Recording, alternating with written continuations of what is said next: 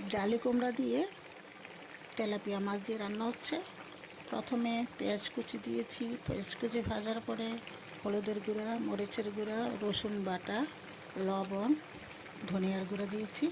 তারপরে অনেকক্ষণ জালি কুমড়া কষিয়েছি, তারপরে ঝোল দিয়েছি, মাছগুলো দিয়ে দিলাম। এখন ওঠানোর আগে কাঁচামরিচ, ধনিয়া পাতা দিব।